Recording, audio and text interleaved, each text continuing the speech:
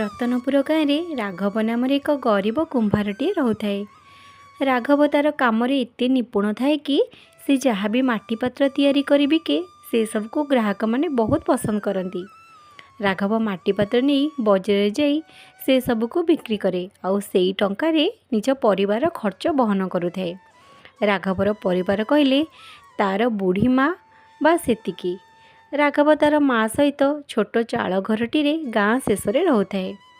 ରାଘବ ସବୁ ସମୟରେ ନିଜ ମାଆକୁ କହୁଥାଏ, ମା, ମୁଁ ଏତେ ପରିଶ୍ରମ କରୁଛି, ତଥାପି ବି ମୁଁ ଭଲ ଖଣ୍ଡେ ପିନ୍ଧିପାରୁନି କି ଛାତ ଘରଟିଏ କରିପାରୁନି। ରାଘବର କଥା ଶୁଣି ମା କୁହନ୍ତି, ପୁଅ, ତୁ ସେ ଈଶ୍ୱରଙ୍କୁ ଡାକେ, ସେ ହିଁ ତୋର ଦୁଃଖ ଶୁଣି ତୋର ମନସ୍କାମନାକୁ ପୂର୍ଣ୍ଣ କରିବେ। ମାଙ୍କର କଥା ଶୁଣି ରାଘବ କୁହେ, ମା, ସେ ଈଶ୍ୱରଙ୍କୁ ତ ସବୁବେଳେ ପ୍ରାର୍ଥନା କରୁଛି, ହେଲେ ସେ ମୋର କଥା ଶୁଣୁନାହାନ୍ତି, ମୋତେ ଏତେ କଷ୍ଟରେ ରଖିଛନ୍ତି। ଏମିତି ସବୁ ସମୟରେ ରାଘବ ତାର ମାଆକୁ କହୁଥାଏ। ଗୋଟିଏ ଦିନ ରାଘବ ମାଟି ପାତ୍ର ବଜାରରେ ବିକ୍ରି କରି ଜଙ୍ଗଲର ରାସ୍ତା ଦେଇ ଘରକୁ ଫେରୁଥିବା ସମୟରେ ହଠାତ୍ ଅଧା ରାସ୍ତାରେ ତାକୁ ଶୋଷ ଲାଗେ। ରାଘବ ପାଣି ପାଇଁ ଚାରିଆଡ଼େ ନଦୀ ଖୋଜି ବୁଲିଥାଏ।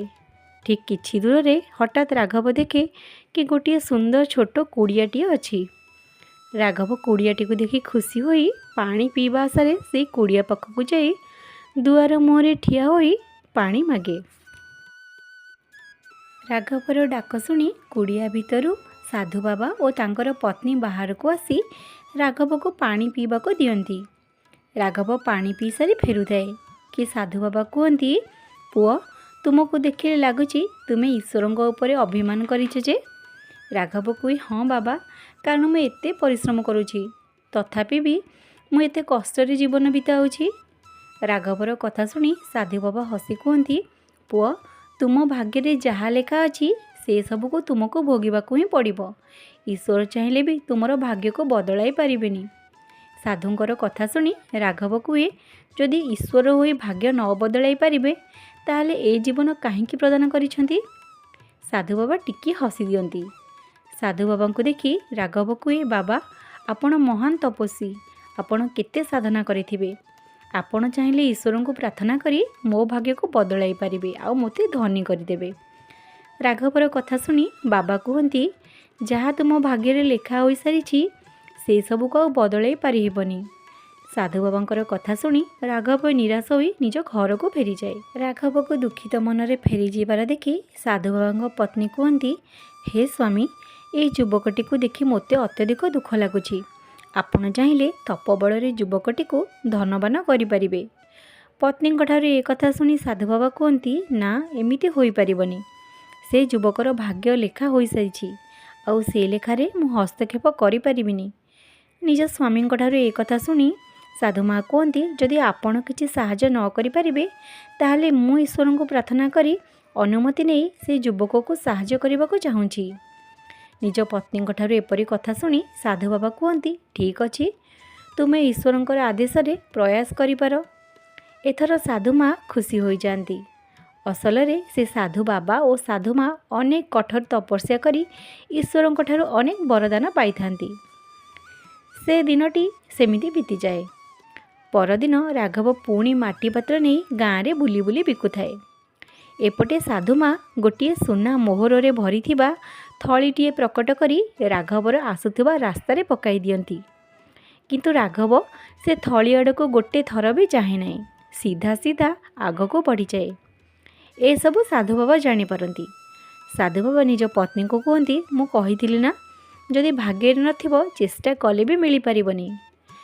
ସାଧୁ ବାବାଙ୍କର କଥା ଶୁଣି ସାଧୁ ମା କୁହନ୍ତି, ଆପଣ ନିଶ୍ଚିନ୍ତ ରୁହନ୍ତୁ ସ୍ୱାମୀ, ମୁଁ ଏ ଯୁବକର କର୍ମ ଦ୍ୱାରା ତାର ଭାଗ୍ୟକୁ ବଦଳାଇବାକୁ ଚେଷ୍ଟା କରିବି।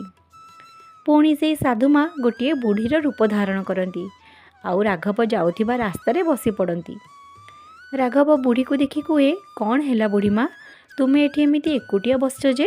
ରାଘବର ଏ କଥା ଶୁଣି ବୁଢ଼ୀ ରୂପୀ ସାଧୁ ମା କୁହନ୍ତି, କ'ଣ କହିବି ପୁଅ, ମୋ ଘର ଏଠାରୁ ବହୁତ ଦୂର, ମୁଁ ଏକୁଟିଆ ବ୍ୟାଗ୍ଟିକୁ ଧରି ଚାଲିପାରୁନାହିଁ। ରାଘବ କୁହେ, ବୁଢ଼ୀ ମା, ତୁମେ ଜମା ବ୍ୟସ୍ତ ହୁଅ ନାହିଁ, ମୁଁ ତୁମକୁ ତୁମ ଘର ପାଖରେ ପହଞ୍ଚାଇ ଦେବି। ଏତିକି କହି ରାଘବ ବୁଢ଼ୀର ବ୍ୟାଗ୍କୁ ହାତରେ ଉଠାଇ ବୁଢ଼ୀକୁ ସାଙ୍ଗରେ ନେଇ ଆଗକୁ ବଢ଼ି ଚାଲେ। କିଛି ବାଟ ଗଲା ପରେ ବୁଢ଼ୀ ଗୋଟିଏ ଘର ଆଗରେ ଠିଆ ହୋଇ କୁହେ, ପୁଅ, ଏଇଠି ମୋତେ ଛାଡ଼ିଦେ। ରାଘବ ବୁଢ଼ୀର ବ୍ୟାଗ୍ ରଖି ଯାଉଥାଏ କି ବୁଢ଼ୀ କୁହେ, ପୁଅ ରହିଯା, ତୁ ବହୁତ ଭଲ ପିଲା, ତେଣୁ ମୁଁ ତୋତେ କିଛି ଦେବାକୁ ଚାହୁଁଛି। ଏତିକି କହି ବୁଢ଼ୀ ସୁନାର ଟଙ୍କାଟିଏ କାଢ଼ି ରାଘବର ହାତକୁ ବଢ଼ାଇ ଦିଏ। ରାଘବ ସୁନା ଟଙ୍କାଟିକୁ ଦେଖି କୁହେ, ବୁଢ଼ୀ ମା, ଏ ସୁନା ମୋହର ତୁମେ ରଖ, ତୁମର କାମରେ ଆସିବ। ମୁଁ ପରିଶ୍ରମ କରୁଛି, ମୁଁ ଚଳିଯିବି। ବୁଢ଼ୀ କୁହେ, ପୁଅ, ଈଶ୍ୱର ମୋ ପାଇଁ ସବୁ ରଖିଛନ୍ତି, ତେଣୁ ଏ ସୁନା ଟଙ୍କାର ଆବଶ୍ୟକତା ମୋର ନାହିଁ, ବରଂ ତୁମେ ନିଅ, ତୁମ କାମରେ ଆସିବ। ଆଉ ଏ ଟଙ୍କା ବହୁତ ଅମୂଲ୍ୟ, ତେଣୁ ତୁମେ ଯତ୍ନ ସହକାରେ ଏ ଟଙ୍କାକୁ ତୁମ ପାଖରେ ରଖିବ। ରାଘବ ସେ ଟଙ୍କାକୁ ନିଜ ପାଖରେ ରଖି ବୁଢ଼ୀଠାରୁ ବିଦାୟ ନେଇ ସେଠାରୁ ଚାଲିଯାଏ। ରାଘବ ମାଟି ପାତ୍ର ବିକି ଗାଁକୁ ଫେରି ଆସି ନଦୀକୁ ଗାଧୋଇବାକୁ ଯାଇଥାଏ। ନଦୀରୁ ଗାଧୋଇ ଉପରକୁ ଆସିଲା ପରେ ରାଘବର ସୁନା ଟଙ୍କା କଥା ମନେ ପଡ଼ିଯାଏ। ସେତେବେଳକୁ ସୁନା ଟଙ୍କା ପାଣିରେ ପଡ଼ିଯାଇଥାଏ। ରାଘବ ମନ ଦୁଃଖରେ କାନ୍ଦିବାକୁ ଲାଗେ। ଏପଟେ ସାଧୁମା ନିଜ ତପବଳରେ ଜାଣିପାରନ୍ତି। ତାପରେ ସାଧୁମା ନିଜ ରୂପକୁ ବଦଳାଇ ଗୋଟିଏ ସୁନ୍ଦର ସ୍ତ୍ରୀ ରୂପରେ ରାଘବର ପାଖକୁ ଯାଇ କୁହନ୍ତି, ରାଘବ ଭାଇ, ତୁମେ କେମିତି ଅଛ? ରାଘବ ଝିଅଟିକୁ ଚିହ୍ନି ନ ପାରି କୁହେ, ତୁମେ କିଏ ଭଉଣୀ, ଆଉ ମୋତେ କେମିତି ଚିହ୍ନିଲ? ଝିଅଟି କୁହେ, କିଛି ଦିନ ପୂର୍ବରୁ ତୁମେ ମୋତେ ସୁନ୍ଦର ମାଟି ପାତ୍ରଟିଏ ବନେଇ ଦେଇଥିଲ। ମୁଁ ସେ ମାଟି ପାତ୍ରକୁ ନେଇ ଘରେ ରଖିଥିଲି, ହେଲେ ସେ ପାତ୍ରଟି ମୋର ବନ୍ଧୁକୁ ବହୁତ ପସନ୍ଦ ଆସିଲା, ତେଣୁ ସେ ଟଙ୍କା ତୁମ ପାଇଁ ପଠାଇଛନ୍ତି। ଏତିକି କହି ଝିଅଟି ଟଙ୍କାର ଥଳିଟିଏ ରାଘବର ହାତକୁ ବଢ଼ାଇ ଦେଇ କୁହେ, ଭାଇ, ଏଥିରେ ଯେତିକି ଧନ ଅଛି ତୁମେ ଆରାମରେ ଚଳିଯିବ, ଆଉ ତୁମକୁ ଏତେ କଷ୍ଟ ଉଠାଇବାକୁ ପଡ଼ିବନି। ଏତିକି କହି ଝିଅଟି ସେଠାରୁ ଚାଲିଯାଏ। ରାଘବ ସେ ଟଙ୍କାର ମୁଣିକୁ ନେଇ ଘରକୁ ଫେରିଯାଏ। ରାତି ହୋଇଯିବାରୁ ରାଘବ ଖୁସିରେ ଟଙ୍କା ପାଇଥିବା କଥା ମନେ ପକାଇ ଶୋଇଯାଏ।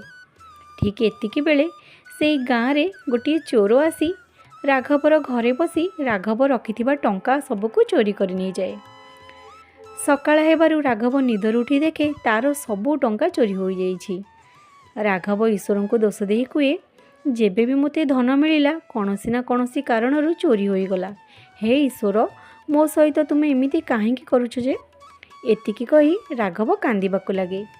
ଏପଟେ ସାଧୁ ବାବା ଧ୍ୟାନରେ ସବୁ କଥା ଜାଣିପାରି ସାଧୁ ମାଆଙ୍କୁ କୁହନ୍ତି, କ'ଣ ତୁମେ ରାଘବକୁ ସାହାଯ୍ୟ କରିପାରିଲ? ସାଧୁ ମା କୁହନ୍ତି, ହେ ସ୍ୱାମୀ, ମୁଁ ଅନେକ ଚେଷ୍ଟା କଲି, ତଥାପି ରାଘବର ଭାଗ୍ୟକୁ ବଦଳାଇ ପାରିଲିନି। ସାଧୁ ମାଆଙ୍କର କଥା ଶୁଣି ସାଧୁ ବାବା କୁହନ୍ତି, ମୁଁ ତ ତୁମକୁ ପ୍ରଥମରୁ ହିଁ ଏକଥା କହିଥିଲି, ରାଘବର ଭାଗ୍ୟରେ ଯାହା ଲେଖା ଅଛି ତାକୁ ଭୋଗିବାକୁ ଦିଅ। ସାଧୁ ମା କୁହନ୍ତି, ହେ ସ୍ୱାମୀ, ତୁମେ ତୁମ ଆରାଧ୍ୟଙ୍କୁ ପଚାରି ଦେଖ, ରାଘବର ଭାଗ୍ୟରେ କ'ଣ ଅଛି। ସାଧୁ ବାବା ଧ୍ୟାନରେ କିଛି ସମୟ ବସି ତାପରେ କୁହନ୍ତି, ରାଘବର ସଫଳତା ତାର ହାତରେ ଅଛି। ଯଦି ସେ ଆହୁରି ଅଧିକ ନିଷ୍ଠାର ସହ ପରିଶ୍ରମ କରିବ, ତାହେଲେ ସେ ଯାହା ଇଚ୍ଛା କରିବ ସେସବୁ ପାଇପାରିବ। ସାଧୁମା ଏକଥା ଶୁଣି ଖୁସି ହୋଇଯାଆନ୍ତି। ସାଧୁମା ପୁଣି ସେହି ସୁନ୍ଦର ସ୍ତ୍ରୀର ରୂପକୁ ନେଇ ରାଘବର ଘରକୁ ଯାଆନ୍ତି। ସେତେବେଳକୁ ରାଘବ ମନ ଦୁଃଖରେ ବସି ମାଟି ପାତ୍ର ତିଆରି କରୁଥାଏ। ରାଘବକୁ ଦୁଃଖିତ ଦେଖି ଝିଅଟି କୁହେ, ଭାଇ, କ'ଣ ହେଲା, କାହିଁ ଏମିତି ମନ ଦୁଃଖରେ ବସିଛ?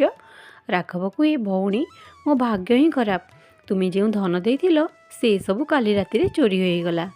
ଝିଅଟି କୁହେ, ସେଥିରୁ କ'ଣ ହେଲା ଭାଇ, ଧନ ଚୋରି ହୋଇଗଲା, ହେଲେ ତୁମ ପାଖରେ ଯେଉଁ ସୁନ୍ଦର ମାଟି ପାତ୍ର ତିଆରି କରିବାର କଳା ଅଛି ସେସବୁକୁ ତ କେହି ଚୋରି କରିପାରିବେନି। ତୁମେ ଏବେ ସୁନ୍ଦର ସୁନ୍ଦର ମାଟି ପାତ୍ରମାନ ତିଆରି କର, ଆଉ ସେସବୁକୁ କାଲି ସକାଳୁ ନେଇ ବଜାରରେ ଯାଇ ପହଞ୍ଚ।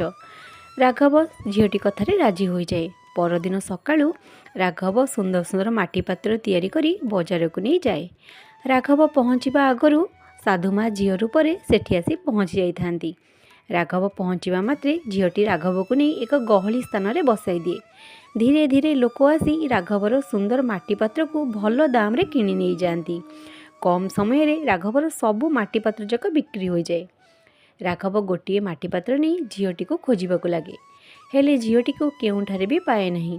ରାଘବ ଜାଣିପାରେ, ବୋଧହୁଏ ଈଶ୍ୱର ମୋତେ ଠିକ୍ ରାସ୍ତା ଦେଖାଇବା ପାଇଁ ଏହି ନାଟକ ରଚନା କରିଥିଲେ।